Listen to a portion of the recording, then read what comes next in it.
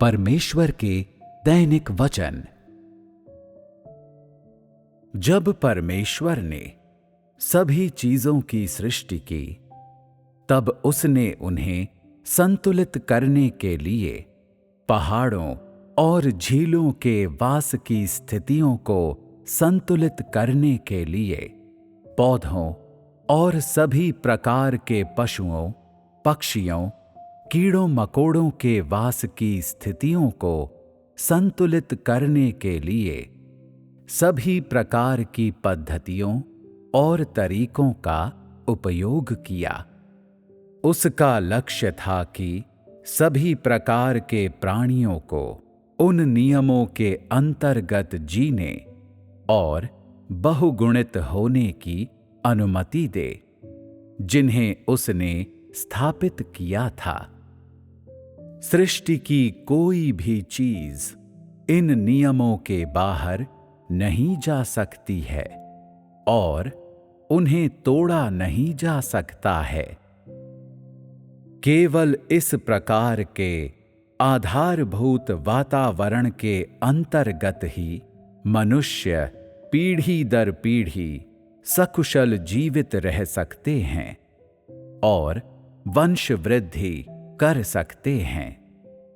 यदि कोई प्राणी परमेश्वर के द्वारा स्थापित मात्रा या दायरे से बाहर चला जाता है या वो उसके शासन के अधीन उस वृद्धि दर, प्रजनन आवृत्ति या संख्या से अधिक बढ़ जाता है, तो जीवित रहने के लिए मानव जाति का वातावरण विनाश की भिन्न भिन्न मात्राओं को सहेगा और साथ ही मानव जाति का जीवित रहना भी खतरे में पड़ जाएगा।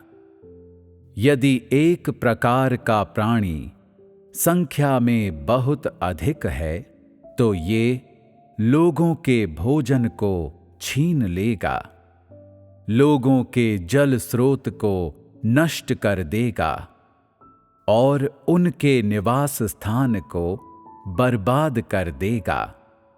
उस तरह से मनुष्य का प्रजनन या जीवित रहने की स्थिति तुरंत प्रभावित होगी। उदाहरण के लिए, पानी सभी चीजों के लिए बहुत महत्वपूर्ण है। यदि बहुत सारे चूहे, चींटियां, टिड्डियां और मेंढक या दूसरी तरह के बहुत से जानवर हों, तो वे बहुत सारा पानी पी जाएंगे। वे जो जल पीते हैं, उसकी मात्रा बढ़ती जाती है, तो लोगों के पीने का पानी और पेयजल के स्रोतों के निश्चित दायरे में जल स्रोत कम हो जाएंगे, जलीय क्षेत्र कम हो जाएंगे और उन्हें जल की कमी होगी। यदि लोगों के पीने का पानी नष्ट, दूषित या खत्म हो जाता है, क्योंकि सभी प्रकार के जानवर संख्या में बढ़ गए हैं, तो जीवित रहने के लिए उस प्रकार के कठोर वातावरण के अधीन मानव जाति का जीवित रहना गंभीर रूप से खतरे में पड़ जाएगा। यदि एक प्रकार के या अनेक प्रकार के प्राणी अपनी उपयुक्त संख्या से आगे बढ़ जाते हैं, तो हवा, तापमान, आर्द्रता और यहाँ तक कि मानव जाति के जीवित रहने के स्थान के भीतर की हवा के तत्व भी भिन्न भिन्न मात्रा में जहरीले और नष्ट हो जाएंगे।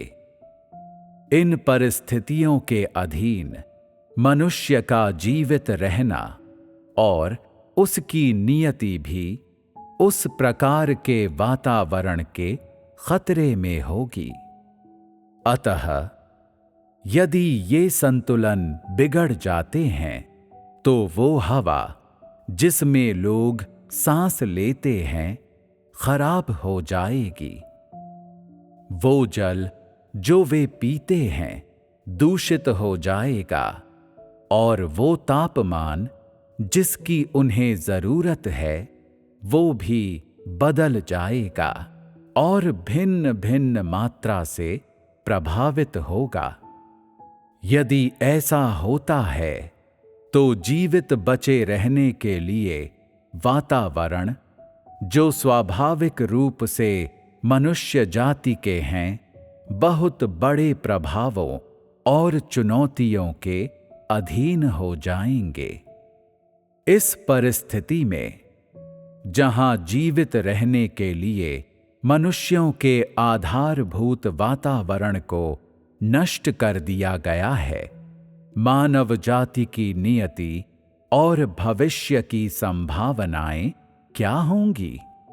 ये एक बहुत गंभीर समस्या है, क्योंकि परमेश्वर जानता है कि किस कारण से सृष्टि की प्रत्येक चीज मनुष्य जाति के वास्ते मौजूद है।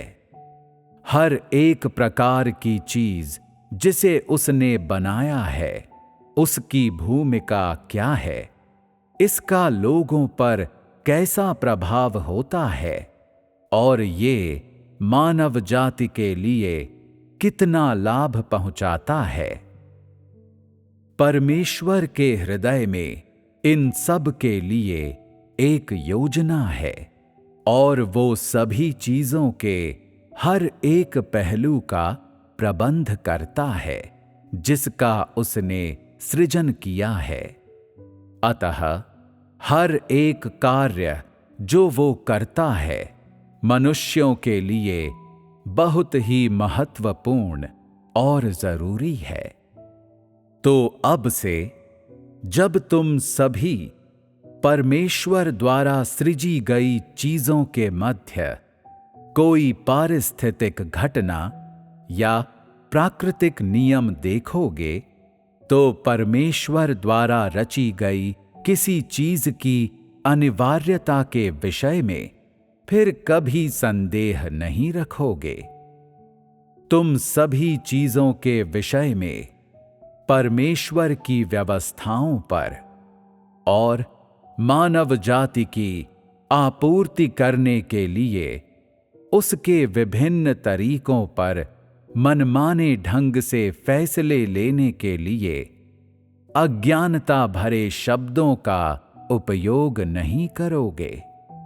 साथ ही तुम परमेश्वर की सृष्टि की सभी चीजों के लिए उसके नियमों पर मनमाने ढंग से निष्कर्ष नहीं निकालोगे।